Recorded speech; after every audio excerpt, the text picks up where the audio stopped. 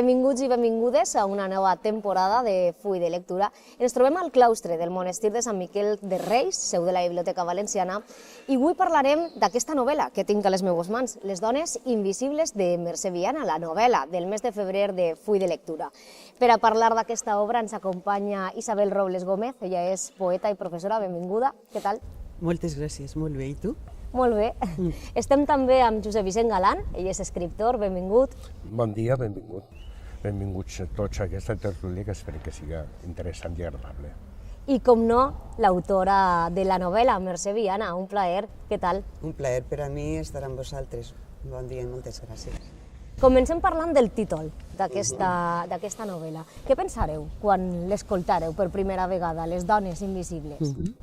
Jo vaig pensar que igual la novel·la tractaria de marginació, que tractaria també de silenci, dones silenciades i en silenci, silenci imposat. Per tant, podia ser dones que no tenien veu i que quan no se té veu pràcticament ni s'existeix perquè no pots dir qui eres, què voldries ser, què t'agradaria, com te tracten, no pots ni reclamar ni tan sols queixar-te. I també vas pensar que igual eren dones velades, tapades. Per tant, existint, pràcticament igual ni existien. No sé si era aventurar massa, però el títol era molt suggeridor. I efectivament de tot això i més coses, i moltes més coses, tractava la novel·la, d'alguna manera. Què pensa, Josep Vicent? Jo vaig llegir la novel·la sense que estigués publicada. Lògicament no tenia el referent de la portada, de la fotografia, que és ben explícita. I, efectivament, el títol t'aboca a pensar que parlem de dones que estan silenciades al llarg del temps. Sobretot pensava que la novel·la estava ambientada en les dones que ara mateix ens envolten, ara mateix, moltíssimes dones que estan silenciades i que no tenen veu i que no tenen participació. Conforme vas entrant en la novel·la, lògicament vas desmuntant-te aquesta hipòtesi i és com si Mercè m'hagués donat un bonopús i m'hagués dit puja-te'n, seu, mira per la finestra que vaig a mostrar-te unes imatges que has de veure i tu ja faràs el que voldràs amb elles, no? Clar, és un viatge, continuant en la metàfora, que no només és un viatge cap al tema de la dona, que evidentment és així, ni tan sols és un viatge específic per al context en el que està ambientada la novel·la, que és l'Índia i els seus aspectes culturals, lingüístics, religiosos, etc., sinó que des d'un punt de vista és una reflexió que va més enllà, és una proposta que va més enllà, és una proposta que t'aboca a reflexionar sobre la naturalesa humana en general, i des d'aquesta perspectiva pensa que és una publicació arriscada, revolucionària i sobretot necessària. Mercè, per què i com decidiries posar aquest títol? Sí, mira, és un títol que en principi jo considerava que podia reflectir el que passava amb les dones d'un context totalment conservador dins de l'Índia, perquè dins de l'Índia, com dins de tots els països, hi ha molts submons i, per tant, les dones poden també tindre característiques diferents, tot i que pense que, en el fons, hi ha almenys algunes que les tenim totes les del món. Però, en aquest cas, una dona que només serveix com a objecte sexual, però que no se li permet reflexionar, parlar, decidir, tindre objectius, tindre desitjos, il·lusionar-se, projectar-se. I podríem continuar dient moltes més coses, no? Dir simplement aquí estic jo. Esta dona és invisible totalment, socialment parlant, és invisible. Només és visible per a l'home que la té. La novel·la ens acosta a la realitat de discriminació i violència que encara avui en dia pateixen les dones. Ens parla d'una jove, d'Indira, una jove que es veu obligada a seguir un camí molt marcat, però que també s'empodera i també assumís certes adversitats, no? Considereu que n'hi ha més Indires al món? Tot això que sublleu en la figura d'Indira, perquè és una metàfora, Indira és una persona, és una jove, però també és una metàfora, que és tot allò que una dona, pel fet de ser dona, se li ve damunt, és a dir, neixes dona però ja neixes amb uns bolquers que t'imposem socialment. I és el d'aguantar, és el de sempre posar els fills, als germans, al pare, a la mare, a l'home per davant. Tu eres l'última. I això és una cosa que està ahí, com si t'ho hagueren marcat, com si tu quan nasqueres ja amb això. I som indires una miqueta. Isabel, què en penses? Que Mercè ho ha dit molt bé, que no sé, és molt important la lluita i la superació individual. M'agradaria afegir un poc més perquè ella ho ha dit molt bé.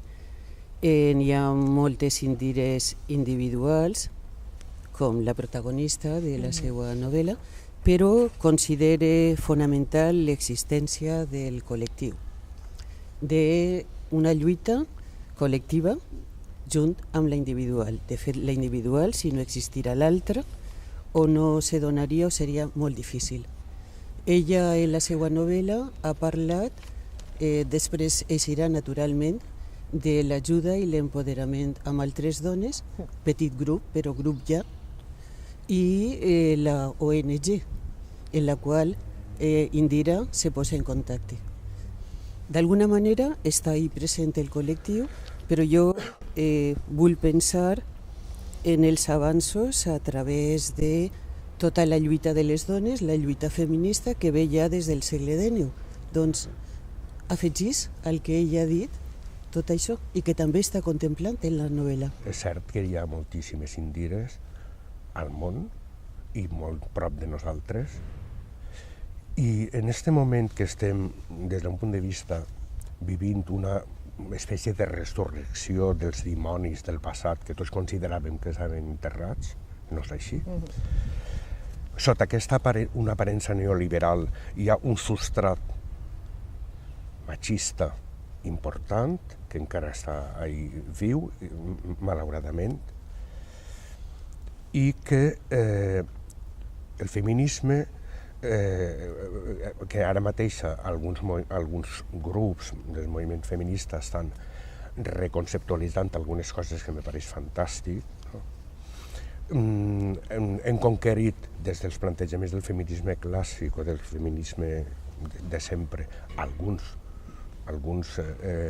aspectes, com per exemple, no sé, l'estatut jurídic igualitari. Però això no significa que hàgim conquerit la igualtat. És a dir, que jurídicament, normativament, hem avançat, però socialment no hem avançat. I això és molt trist. A més d'això, és evident que les dones són una majoria social, aritmètica, objectiva. I des d'aquesta perspectiva, determinats grups de dones organitzades, tot el moviment feminista, és el que estava dient. Estan reconceptualitzant aquest nou concepte front a una nova misogínia, per dir-ho d'alguna manera, que està apareixent, que està dient que atenció amb els discursos, que la pau, el consens, que alguns grups determinats de feminisme són massa agressius i són massa violents. Això és una nova misogínia, no?, que està apareixent, front a la qual estan organitzant-se algunes dones del moviment feminista i persones en general del moviment feminista. I això és interessant, no?, aquesta nova reconceptualització del feminisme clàssic i tradicional de sempre. Penseu que les dones renuncien més? Sí. En aquest sentit? Mira, jo crec que la dona, pel fet de ser dona, ja t'he dit, en això que veig que quan ja ho tenim, sempre estem parlant de dona en general, d'una manera genèrica. Això no significa que moltíssimes dones no estiguen ja en aquest plànol. Però, mira, la renúncia a tot el que podria ser una carrera política, això és evident. És impossible que hi hagi tants homes que es dediquen a la política i tan poquetes dones.